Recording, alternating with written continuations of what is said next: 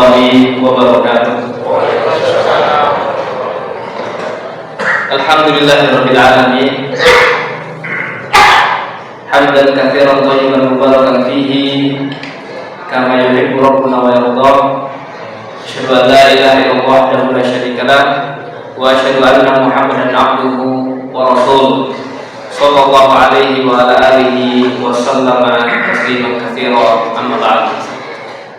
Qala Allah tabaraka wa ta'ala fi kitabihil karim, ya ayyuhalladzina amanu taqullaha haqqa tuqatih wa la tamutunna illa wa antum muslimun. Wa qala Nabi sallallahu alaihi wa ala alihi wasallam, ittaqillaha haitsu ma kunta wa atbi'is sayyi'atal hasanata tamhuha wa khaliqin nasa bi khuluqin hasanin. Ma'asyiral ikhwan jamaah salat Isya dan tarawih Masjid Al-Muhajirin, hafizhani wa hafizahullah. Mudah-mudahan Allah Ta'ala senantiasa menjaga kita semuanya. Pada malam hari ini, sebagaimana takmir mengumumkan, adalah malam yang sangat dinanti, malam yang sangat membahagiakan. Betapa tidak, karena ada sesuatu yang ditunggu-tunggu, sesuatu yang sudah sangat diharapkan. Kita bisa menganalogikan bahwa manusia itu umumnya sangat bahagia, bahkan pada puncak kebahagiaan apabila yang ditunggu itu sudah hampir muncul, apabila yang ditunggu itu tanda-tandanya sudah ada. Dan malam nanti insyaallah ta'ala tentunya hampir seluruh rumah Allah akan dipenuhi mu'takifin, orang-orang yang iktikaf untuk memakmurkan, meluruskan, menggiatkan ibadah mereka, meneladani Nabi SAW ketika beliau dikisahkan apabila masuk 10 hari sepertiga akhir dari Ramadan, syadda mizar, beliau mengencangkan ikat pinggang, sebuah kinayah bahwa ibadahnya semakin sungguh-sungguh kepada Allah Tabaraka wa Ta'ala. Maka kita bersyukur Bapak Ibu yang dimuliakan Allah Ta'ala, ketika Allah menakdirkan kita masuk ke dalam bulan Ramadan. Kemudian Allah menakdirkan lagi kita bisa menegakkan malam-malam Ramadan. Lalu Allah mengizinkan kita bertemu dengan 10 hari akhir dari bulan yang mulia ini. Di salah satu malamnya yang Allah rahasiakan dalam ilmu yang maha luas, ada malam yang lebih baik dari 1000 bulan. Artinya ketika kita tercatat oleh malaikat sedang betul-betul menegakkan malam tersebut dengan ibadah, maka sejatinya pahala yang kita akan dapatkan lebih baik dari melaksanakan ibadah 1000 bulan lamanya. Bapak dan Ibu yang dimuliakan Allah Subhanahu wa Ta'ala, menegakkan malam-malam yang di dalamnya Allah berikan Lailatul Qadar tidak hanya dengan sholat. Banyak ibadah yang bisa dilakukan di malam itu, dan para ulama mencontohkan seperti mentadabburi Al-Quran, mudarasatul Quran, bahasa Jawanya deres. Satu menyimak, satunya membaca, satunya kemudian memberikan sari tilawahnya. Ini namanya mudarasatul Quran, yang kemudian Nabi SAW memberikan motivasi ketika ini terjadi di rumah, dari rumah-rumah Allah akan turun ketenangan. Nazalat alaihim sakinah wa ghasyiyatuhum rahmah wa hafathumul malaikah wa dzakarahumullahu fi man indah. Ketika mudarasatul Quran ini terjadi, maka baginda Nabi yang mulia SAW memberikan kabar gembira bahwa malaikat akan turun dengan ketenangan. Ya. Kemudian rahmatnya Allah juga akan turun bersama para malaikat. Kemudian Allah akan menyebut-nyebut, ya, nama-nama yang sedang mudarasatul Quran tersebut di penduduk langit. Maka ada istilah para ulama itu, tidaklah mengapa tidak terkenal di dunia, akan tetapi penduduk langit mengenalnya. Apa maksudnya penduduk langit mengenal? Di antaranya adalah seseorang mudarasatul Quran. Bapak Ibu yang dibilang Allah Subhanahu wa taala, hak Al-Qur'an atas kita besar. Setidaknya ulama merangkumnya dalam 4 hal. Yang pertama tentunya mempelajari, membaca huruf demi huruf, kata demi kata, ayat demi ayat. Luar biasa keutamanya Bapak Ibu yang dibilang Allah Subhanahu wa taala. Nabi SAW mengatakan, al-mahiru, orang yang mahir, yang ahli, yang bagus bacaannya, ma'asafaratul kiramin bararah, bersama barisan para malaikat yang mulia. Dan orang yang kurang lancar membacanya, jangan bersedih, karena baginda Nabi yang mulia SAW juga menjanjikan pahala yang besar. Tetap mendapat keutamaan. Kenapa? Karena Allah tahu usaha dari hambanya yang ingin membaca kalamullah. Belum lagi baginda Nabi SAW mengkabarkan kepada kita bahwa membaca satu huruf itu minimalnya dilipat gandakan 10. Ya, satu huruf mendatangkan kebaikan. Wal hasanatu bi asyri amsalihha. Kebaikan dilipat gandakan minimal 10. Maka sungguh mengherankan ketika ada seseorang yang berlalu bulan Ramadan padanya, namun ternyata belum mendapatkan ampunan Allah SWT. Apa indikatornya belum mendapatkan ampunan Allah? Ternyata pintu keburukan selepas bulan Syawal jauh lebih mudah dia masuki daripada pintu kebaikan. Ini indikator. Walaupun tidak boleh seseorang memastikan, oh nanti suul khotimah, lah, tidak boleh.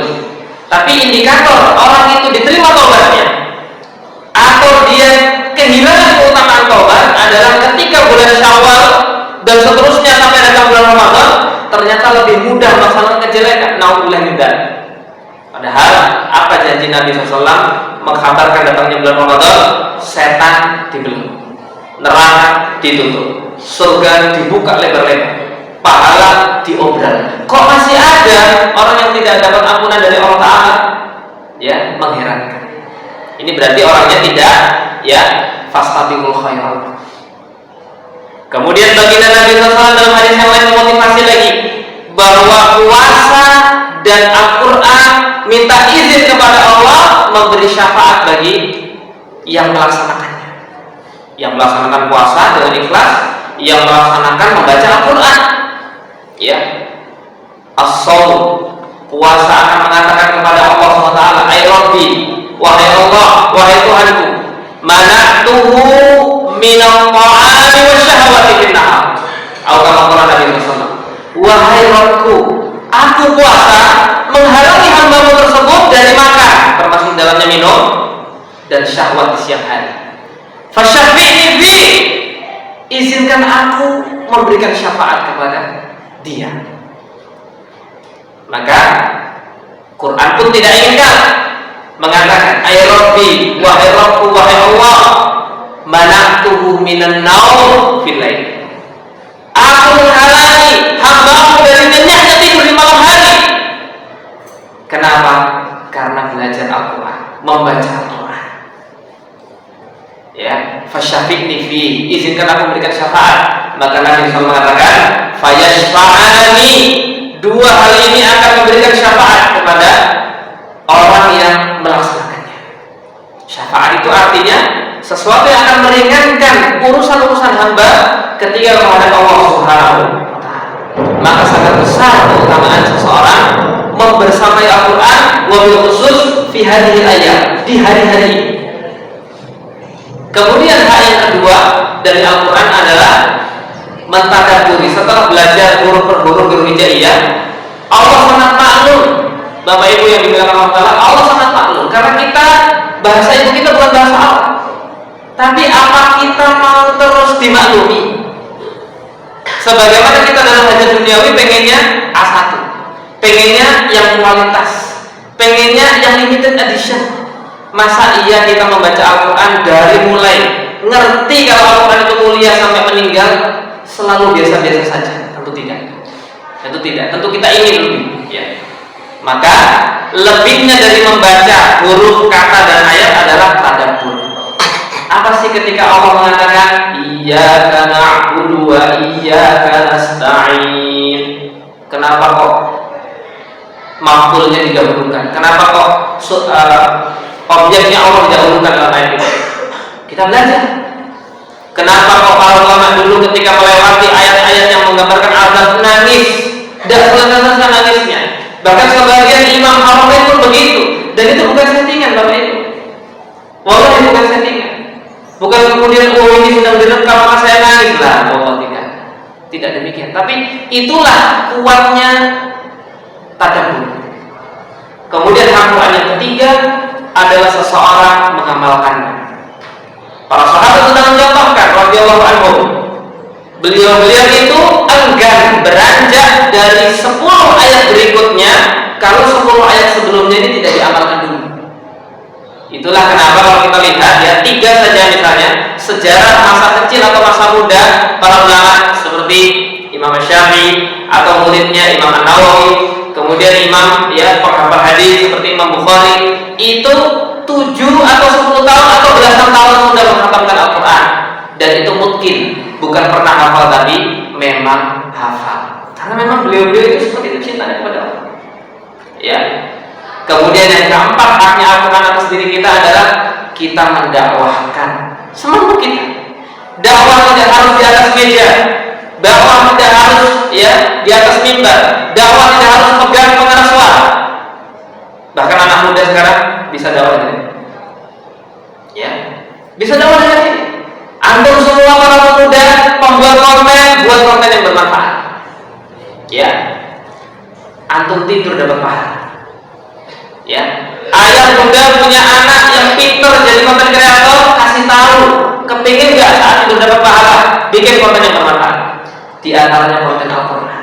Baca, daripada banyak orang aja nggak jelas, sama-sama dapat duitnya, tapi saat tidur nggak berpahala. Bahkan mungkin kalau meninggal kalau videonya itu sebuah kejelekan, maka dosa jariah itu ngalir.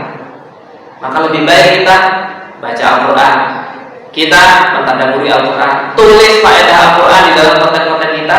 Tidur dapat pahala, meninggal pun jariah akan mengalir terus. Maka ini di antara sekelumit hal yang mudah-mudahan memberikan motivasi kepada kita untuk terus membersamai Al-Quran, ya. Dan di antara keajaibannya adalah ya segitu-segitu saja halamannya, ayatnya, tapi sulitnya luar biasa untuk kita menghatamkannya atau bahkan meletakkan dalam dada kita. Para ulama mengatakan ya, Al-Quran lebih cepat larinya dari onta yang dilepaskan dari talinya. Justru sebaliknya ya, musik itu cepat walaupun nggak niat dengerin. Padahal Quran itu kalau di ayat kata Allah SWT, wa fa'idha qul al-Quran fastami'u lahu. Kalau dibacakan Al-Quran fastami'u, dengar. Dengar dalam bahasa Arab itu ada istama, ada sami'ah. Istama kata para ulama itu niat, masang telinganya, kemudian siapkan hati dan pikirannya. Kalau sami'ah sak lebar dengar, seperti kita tadi dengar gelundung. Tidak ada yang meniatkan sengaja dengar gelundung, itu tidak ada. Tapi kedengeran gelundungnya. Alaysa kadzalik, betul kan?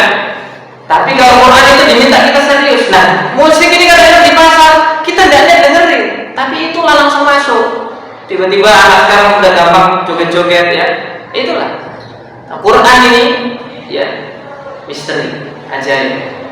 Dan itu semakin membuktikan karismatiknya bahwa itu adalah kalamullah, adalah firman Allah Subhanahu wa taala. Ini yang bisa disampaikan. Ada kurang lebihnya saya mohon maaf. Mudah-mudahan Allah Ta'ala menggelorakan dalam hati kita, terus kita untuk bersama Al-Quran, belajar Al-Quran. Bahkan tidak sedikit ulama yang menutup usia mereka sedang mendekam Al-Quran dalam dada. Ya, kita sangat terharu kalau baca kisah-kisah orang terdahulu yang sudah banyak dituliskan oleh para ulama kita. Aqul qouli hadza wallahu ta'ala subhanallahi wa bihamdika asyhadu an la ilaha illa anta astaghfiruka wa atubu ilaik. Assalamualaikum